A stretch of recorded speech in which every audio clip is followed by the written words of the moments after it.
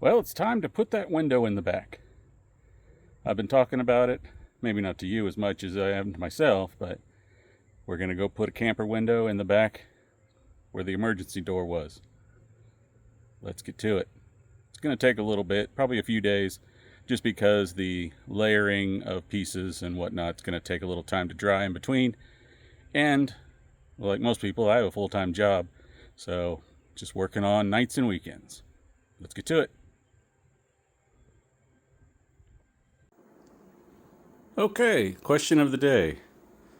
How do we get that to fit in there?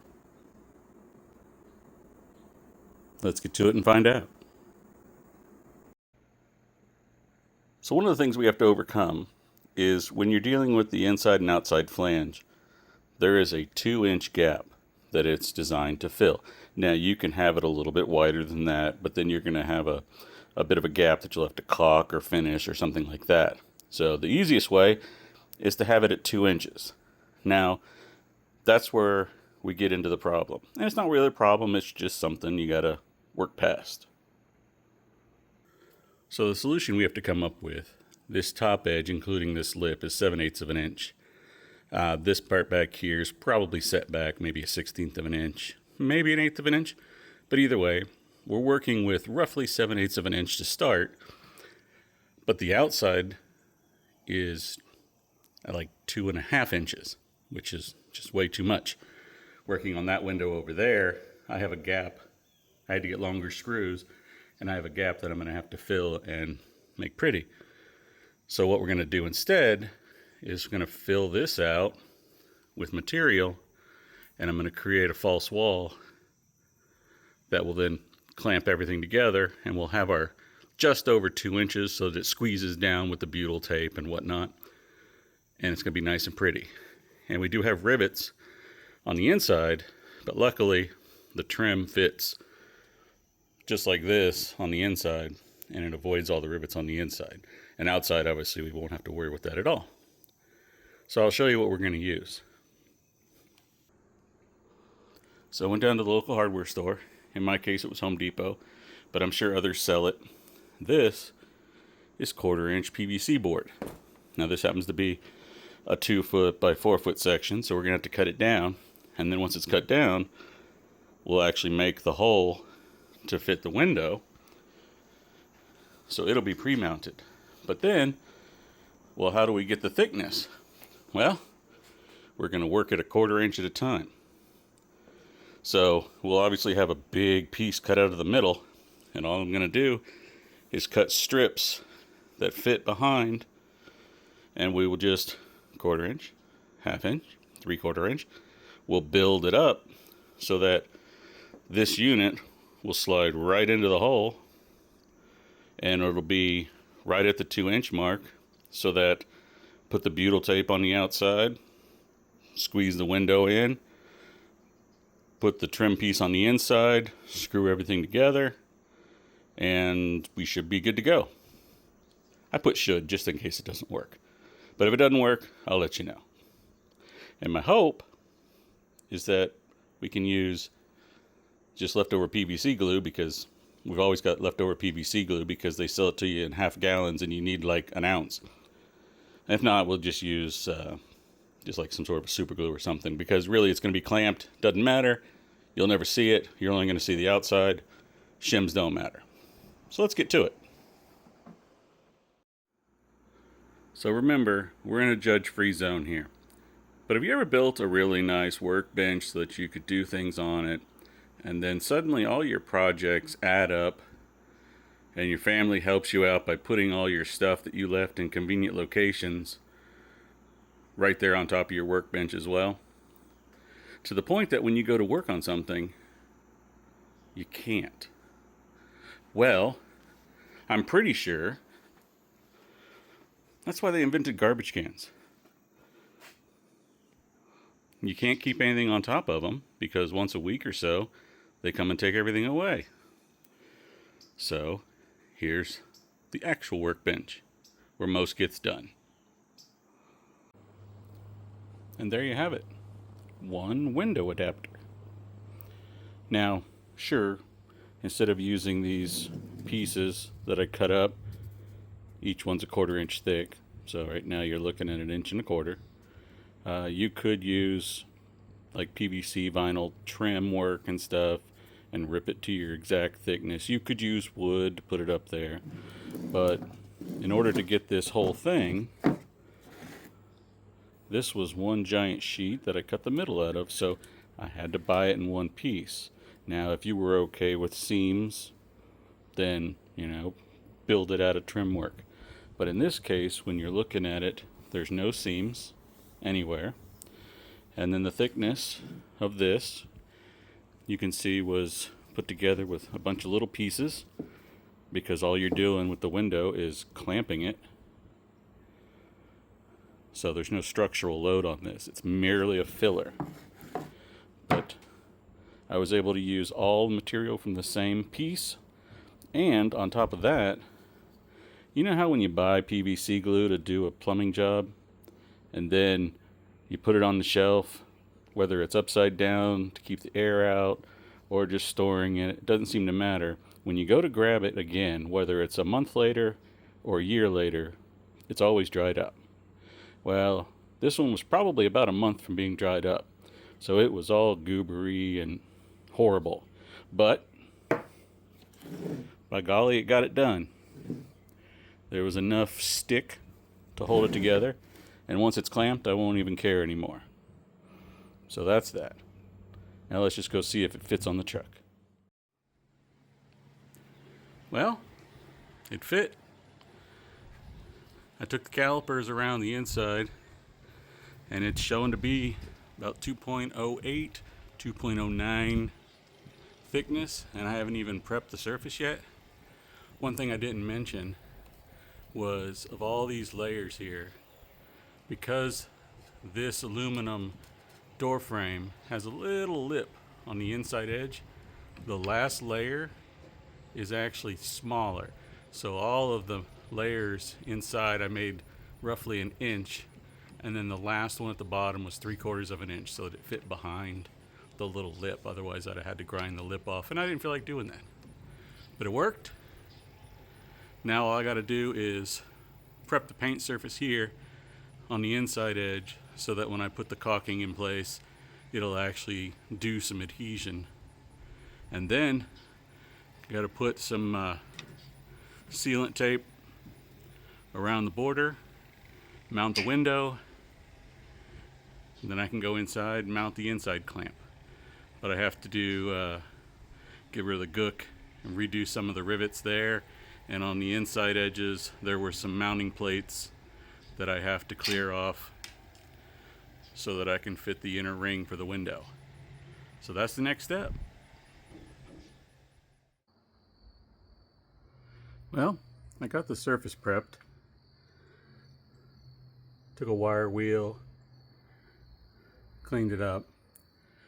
And then I mounted the inside ring just to check, and I did forget that there's some gaps at the bottom I need to fix. So I'll show you what I did. So I went ahead, created this CAD design so that we could cut out the 4 corners. I made sure that this piece actually fit in all 4 corners, and it has a little bit of slack, and because of the lip that's on the inside, I've got even more wiggle room. So once this is in place, then I'll be able to still be able to get the ring in later, because this will have to be glued in before I put the ring on. I thought about actually just gluing it to the ring so that it fits in the square hole with the round corners, but I don't think that's how I'm going to want to do it, because I don't think it'll be as good unless maybe I rivet it. So we'll see. Plans could change. And I've got 4 marked out here, but this is the leftover of that piece that I used for the main part. I think I might go with 4 more. That way I've got 1/2 inch of material, and then I can either take the caulking or some foaming glue type thing and glue them into the corner, And then once the actual inside trim is on, I'll be able to put a little bead of caulking around the entire thing, and it's never going to go anywhere, because unless you get a small kid, which we all know if you have them they'll try it, that comes up and like starts jamming their finger into it, most of this is going to be covered. So all you're going to see is like that much. So I don't really think it's going to be an issue, and as long as it's glued in pretty stout, I think it'll be fine. And even if it were to get knocked out, you know, it could be a pretty simple fix. I might have to put a little screw in it or something and re-glue it, but I think it's one of those things not to overthink it, although I've already failed at that and overthought it, but that's where we're going to go. So let's make some of those. Well, and just like that, it's all about using what you got. I used up all the last of my PVC glue, so I opted for super glue. Note to self, it dries way faster. Almost glued myself to the table. So you can see the two pieces, just glued them together. The ends don't really matter. They didn't quite cut perfectly, but when you're cutting with a table saw and sanding all the radii and edges, it's not going to be perfect, but it will fit where it's supposed to.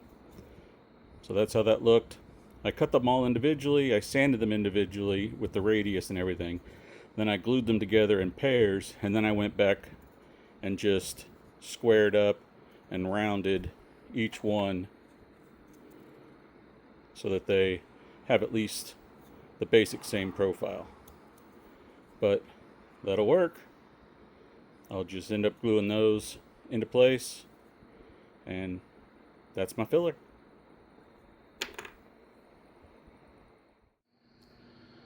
And with a little white JB Weld 2-part epoxy,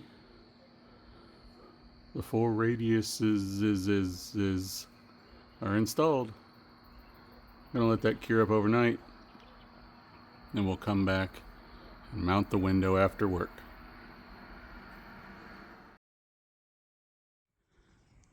So a quick note, something I learned when I was installing this particular window. The screws that hold it in, well, also watch where your blade is when you're trying to cut a radius. But where your screws are, the rings that are used to clamp in, they come with all these holes and some self-tapping screws. Well, these hoops aren't always perfect. And when you're trying to hold a window in place and do a self-tapping screw for the first time, it works. I managed. But this time what I did was I went around, put the hoop on,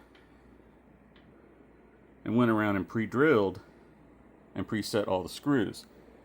And I actually found out when I was working on the far side, when I got to this back one, it was a little off. So I was able to pull that side down, get the bottom set, and then run the side and get all those screws in. So now all the screws have been preset. So now when I'm in there, I can just use a regular screwdriver and easily put them in. Because you're dealing with, well, we'll just say non-aluminum. I don't know what mystery metal those are, but they are definitely harder than aluminum. So always be careful when you're using the drill. As soon as it drills through and starts to thread, you stop using the drill or you will rip those threads out, which most of us know and most of us have done. So now that this is prepped, it's time to go put it inside. Also worth noting, I know YouTube loves it when people make comments, helps channels and stuff, but before you make the comment, no, I did not forget the butyl tape. Though it is like me to get it fully installed and realize that I forgot it and then have to take the window back out and put it in again. But it's in place, so now let's go put it in, install it. Well, all done. I put a little Sikaflex on the inside of the trim piece, the part that would interface with the existing framework, so on the back side of the PVC plastic. Pushed it in place, that held it in place long enough for me to go inside. I had the window open, restarted some of the screws that I'd already pre-drilled once I knew it wasn't going to fall out, which I was pretty sure it wasn't. Just walked around, just worked my way around, and then went back and worked my way around. And then I did put a little Sikaflex on top of the hinges that I've rebuilt so far. Still got one more at the top to go. Once this has a chance to cure, I'll go ahead and put some actual caulking around the perimeter where the plastic meets the aluminum framing and whatnot. Right now it's fully installed, it's not going to leak, but I do want to put some caulking in just to fill in some of the light gaps in the plastic, and then I'll rough up the framework around the window, and then it'll get a coat of some flat black paint. Say that 10 times fast. Still not sure what I'm going to do for the overall color of the camper, but for now, anything I rebuild is going to get a little coat of camo black, and then down the road, we'll see where that goes. Maybe it'll just be this patchwork paint color that ends up looking good on its own. I doubt it, but you never know. Let me know if you have any questions, or if you want to see more details on anything to do with the camper. Until next time, get out and enjoy the property life.